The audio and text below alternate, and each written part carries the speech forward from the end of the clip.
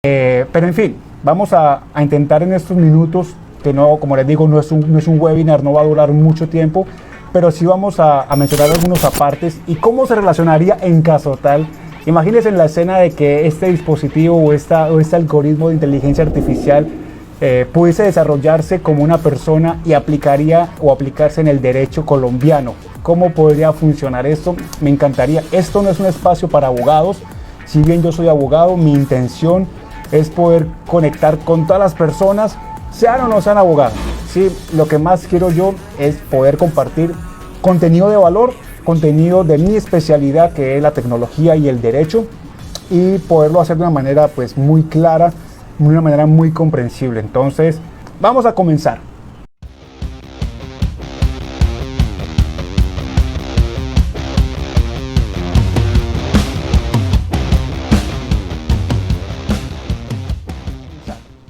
Esta semana surgió una controversia muy grande respecto a si realmente la inteligencia artificial puede llegar a ser consciente o no. ¿Es posible que una inteligencia artificial pueda adquirir un pensamiento propio y exigir derechos como una persona, empezando por reconocer y exigir que se reconozca como persona? Pues bien, eso fue lo que pasó esta semana con un caso que ocurrió entre un ingeniero de Google llamado Blake Lemoine y la inteligencia artificial de Google llamado Lambda. Lambda básicamente es unas siglas que significa modelo de lenguaje para aplicaciones de diálogo. Y yo quiero pues primeramente llevarlos a comprender qué es la inteligencia artificial para poder comprender el debate que se armó respecto a todo esto. Si entendemos de entrada qué es la inteligencia artificial y cómo se está aplicando hoy en día y cómo se está desarrollando cada día, entonces podemos entender un poco más por qué este debate desde el punto de vista ético y desde el punto de vista legal. Obviamente esto generó un pánico a nivel global que llevó a que Google despidiera a este ingeniero, primero pues argumentando de que no era cierto y segundo bajo el argumento de que había hecho público información netamente confidencial, lo cual en parte es cierto. Entonces, para poder entender ese tema de lo que sucedió con Lambda, hay que entender que un algoritmo es simplemente un sistema de pasos.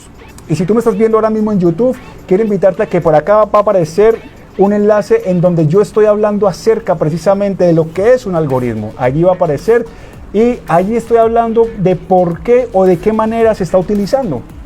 Simplemente un algoritmo es un proceso que nos permite llegar de un paso a un paso B.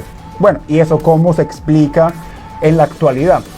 Cuando usted y yo vamos a preparar una comida, vamos a sorprender a alguien con algo y queremos hacer la típica comida internacional, de pronto te gusta la comida mediterránea, lo primero que tenemos que hacer es buscar una receta sobre algún plato que a ti te guste, en este caso, por ejemplo, alguna comida mediterránea.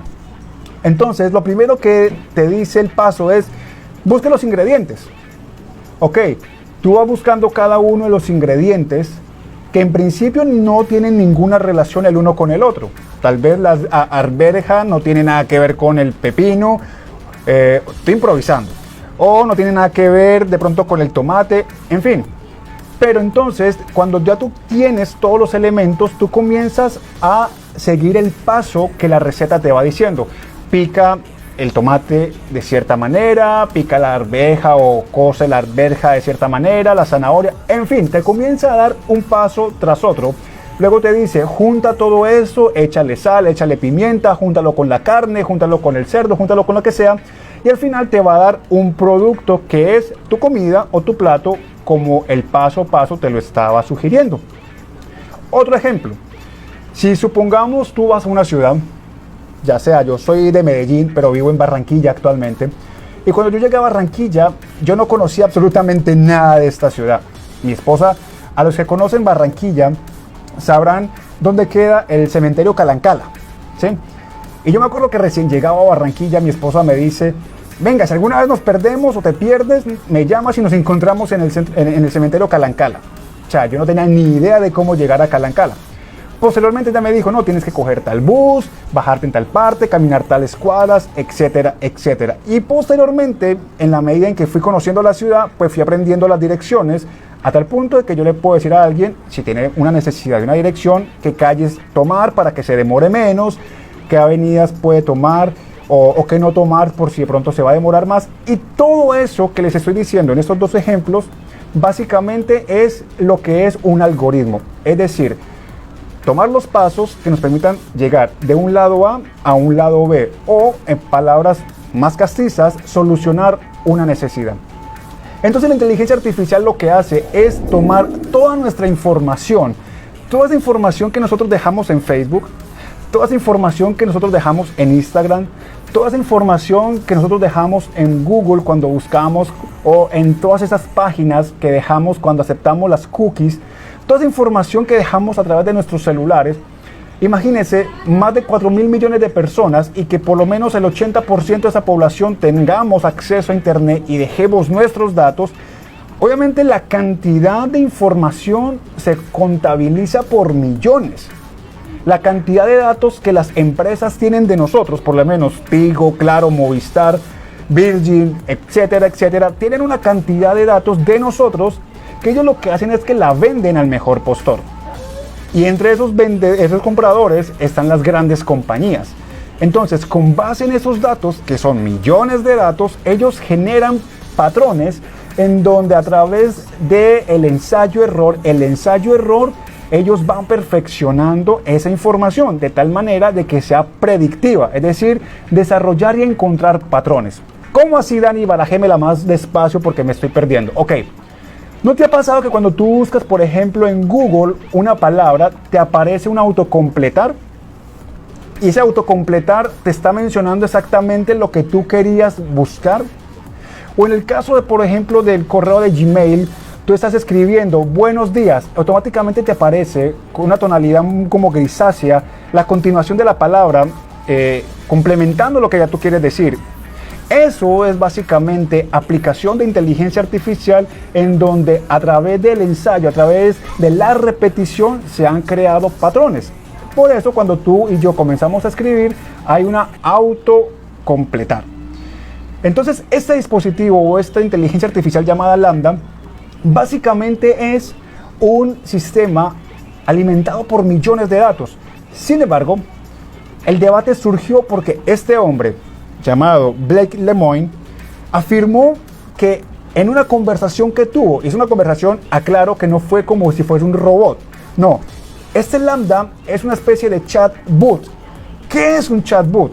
Un paréntesis para no perderme de la idea que vengo. Un chatbot es cuando tú entras, por ejemplo, a Tigo o a Claro y comienzas a escribir por el chat de servicio. Quien te está atendiendo no es un ser humano, te está atendiendo una máquina alimentada o desarrollada a partir de algoritmos de inteligencia artificial.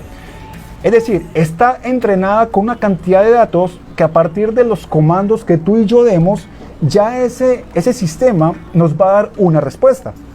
Entonces, por eso en muchos o la gran mayoría de los chatbots lo que hace es que te sugieren unos pasos para que tú a partir de esos pasos ya el sistema ya tiene configurados o reconfiguradas las respuestas a cada paso que tú elijas. Entonces, si tú eliges entre las opciones que aparecen, por ejemplo, comprar o solicitar servicio técnico o solicitar cambio de domicilio, ya el sistema está programado a saber qué va a responder con cada una de las opciones que tenemos a nuestra disposición.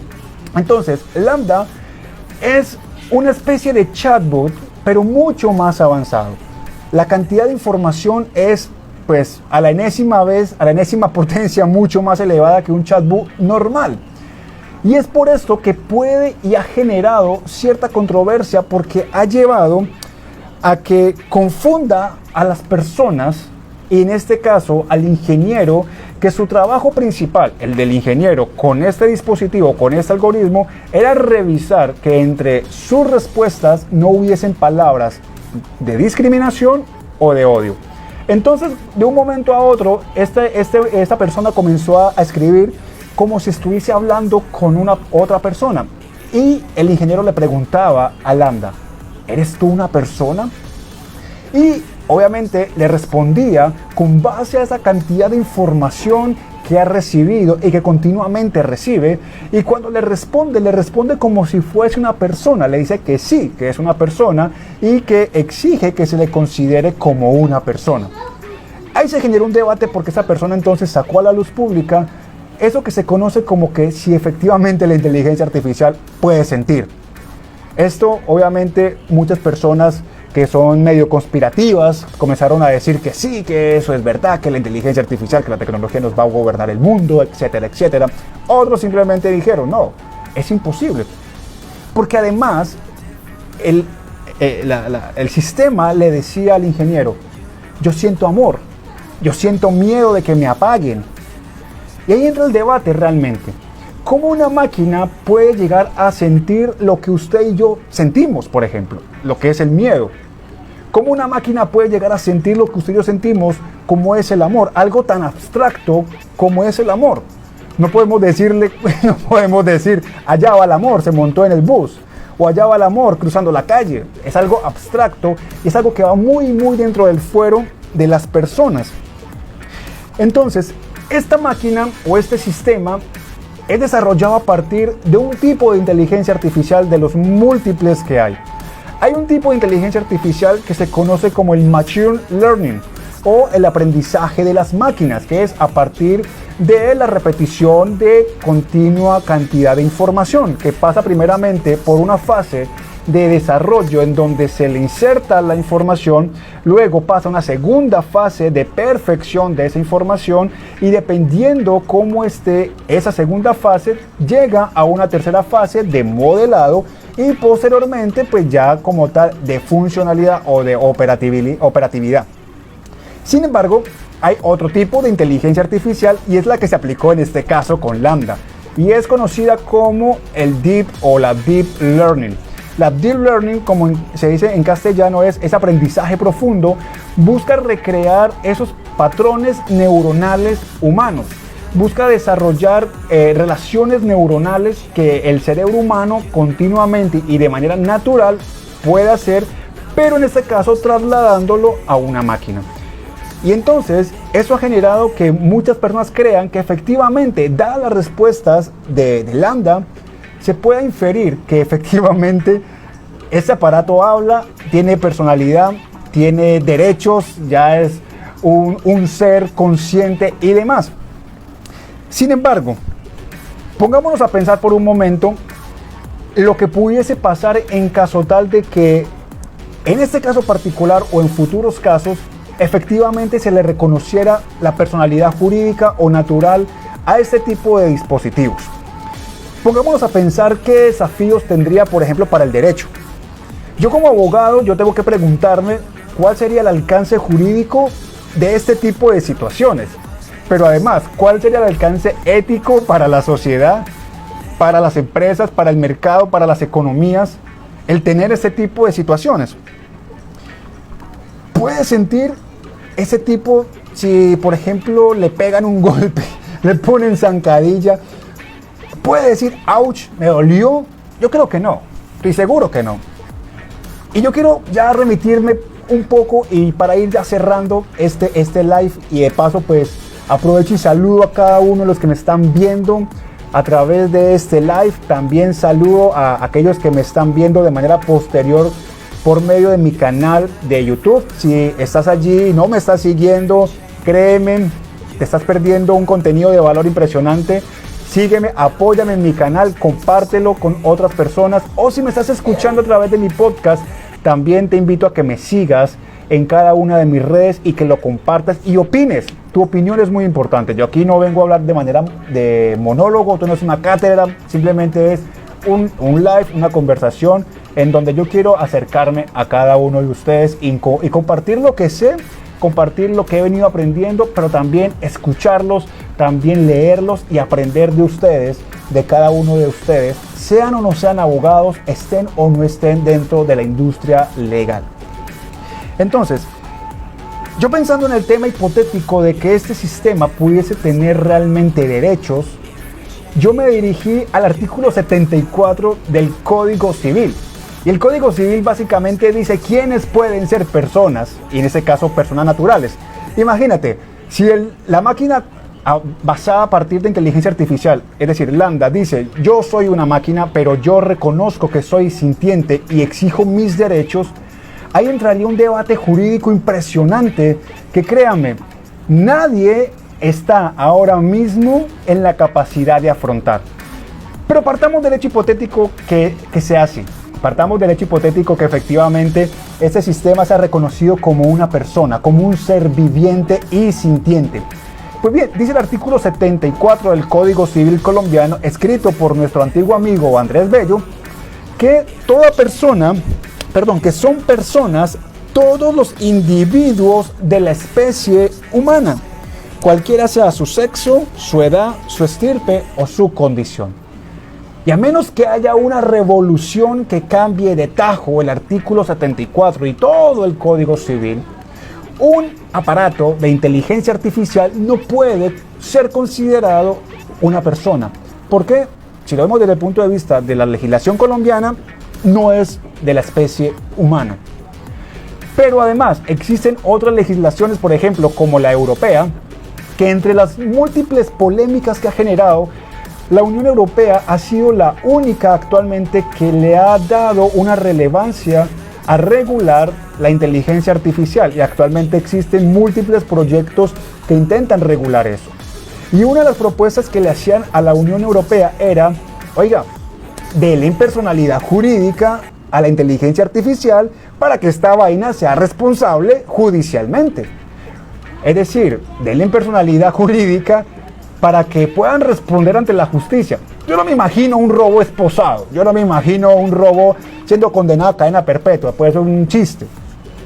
Sin embargo, la Unión Europea dijo, no, eso no es posible, porque la inteligencia artificial es un desarrollo producto de la inteligencia humana.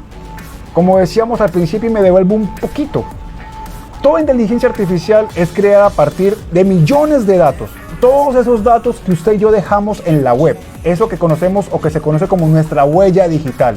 Si tú quieres saber si tú tienes una huella digital, fácil, métete en Google o en cualquier otro buscador y búscate por tu nombre. Si te aparece tu nombre, ya estás radiado, ya tienes tu huella digital en la web y cualquier persona del mundo entero puede saber de ti.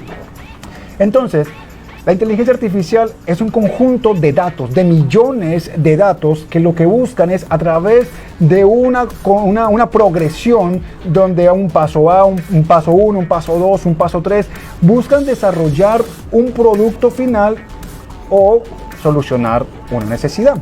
Y en este caso, Lambda, que es ese algoritmo de inteligencia artificial de Google, lo que busca es proveer un chatbot mucho más avanzado que corte esa brecha o esa pequeña diferencia entre máquina y humano, a fin de que los usuarios o consumidores podamos tener una conexión mucho más humana con la atención de la empresa.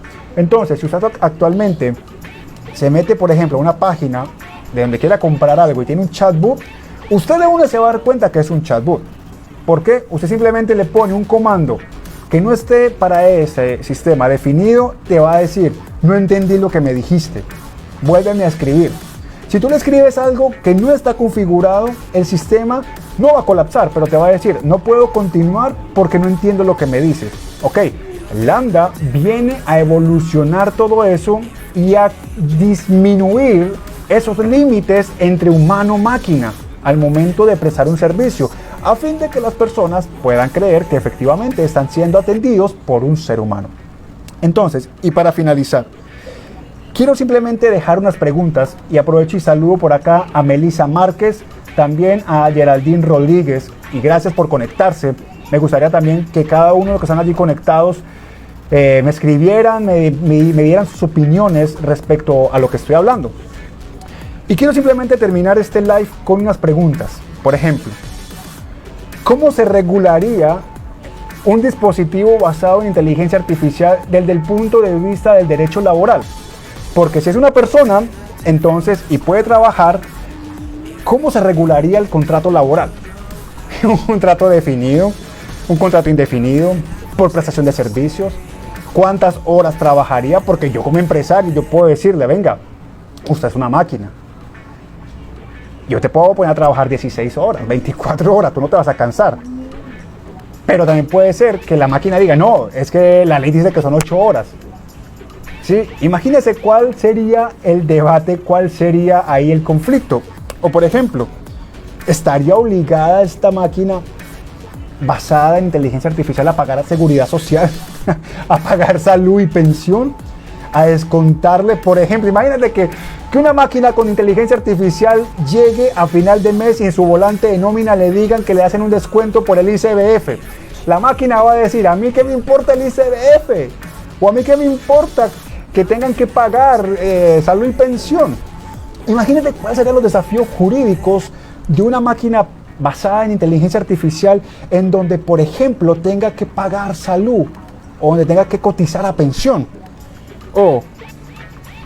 Y en un caso más cruel, imagínense si una máquina desarrollada con inteligencia artificial, así como Lambda, que crean y que confunda a muchas personas y que efectivamente le otorguen, en un caso hipotético, personalidad jurídica, que alguien se enamore de esa máquina y diga, no, como ya esa máquina es consciente y es considerada una persona, entonces yo puedo casarme con ella o con eso.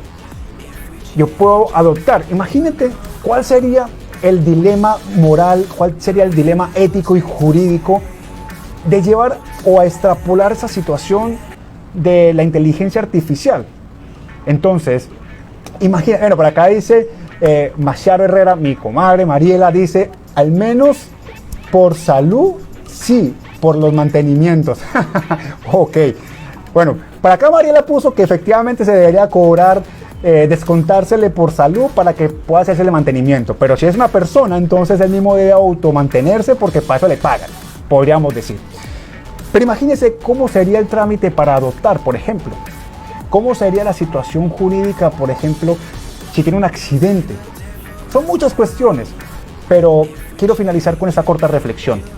La inteligencia artificial simplemente es una base de datos con millones y millones de datos. Actualmente estamos a una distancia muy larga de generar una inteligencia artificial, digámoslo, autosostenible o autoconsciente. Yo creo que la humanidad no va a llegar a eso. Podemos llegar a límites muy cercanos, pero yo creo que la humanidad no va a llegar a este tipo de situaciones porque hay muchas cosas que nosotros los seres humanos tenemos y que las máquinas nunca van a poder replicar. Si bien hoy en día existen, por ejemplo, jueces robóticos, por llamarlo de alguna manera, no es lo mismo que un juez de carne y hueso pueda tomar a consideración un caso y mirar, por ejemplo, las acciones que mitiguen o que agraven una pena, por ejemplo. Y si le sumamos a los sesgos algorítmicos, porque ahí sí, si yo comienzo a hablar de sesgos algorítmicos, me coge esta noche y la otra, y ahí sí no terminamos y los aburre y me dejan solo, y no es la idea. Entonces simplemente quiero dejar la reflexión. Estamos ante un cambio cultural y un cambio generacional en donde la cuarta revolución industrial está cambiando todo. Y está cambiando todo desde cualquier paradigma habido y por haber. Y los abogados no somos la excepción. Los ingenieros no son la excepción. Los médicos no son la excepción. Entonces, ¿cuál es el problema que podemos encontrar?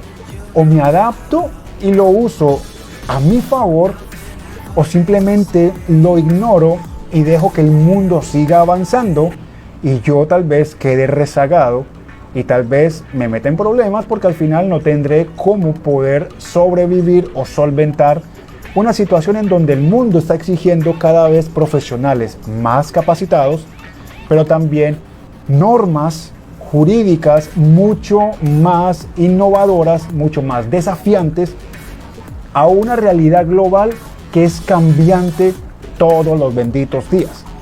Entonces, simplemente quería compartir con ustedes esto. Como les decía, esto es un espacio que voy a estar Dios mediante, si no hay problemas con la luz, si no hay problemas con el internet, cada viernes a las 8 de la noche, un espacio muy informal, no es un webinar, no es una masterclass, no es una clase, simplemente es un espacio de conversación que quiero compartir con ustedes a fin de escucharlos, bueno, en este caso leerlos, aprender de ustedes y poder también compartir lo que yo he venido aprendiendo en todo este proceso que yo he venido desarrollando. Entonces, no sé si alguien allí, algo para mencionar en el chat, o si me estás viendo por Facebook, por YouTube, perdón, de manera diferida, también déjame tus comentarios que apenas lo lea, te responderé de manera inmediata. O si me estás escuchando a través de mi podcast, que lo puedes encontrar en Google Podcast o Spotify, lo encontrarás como El Abogado del Futuro. No hay otro podcast que se llame igual. Es el único, es irrepetible y es Made in Colombia. Entonces, porfa, sígueme allí. Apoya en esta causa, apoya en este proyecto que estamos desempeñando a fin de compartir el derecho y la tecnología de una manera clara, fresca, pero también muy entendible. Entonces, si no es más, amigos, les doy las gracias por haberme regalado sus minutos de su tiempo. Sé que andan ocupados y agradezco todas sus muestras de cariño y sus opiniones. Y Dios mediante, nos vemos el próximo viernes en otro live más. Entonces, síganme en las redes y nos vemos el próximo viernes.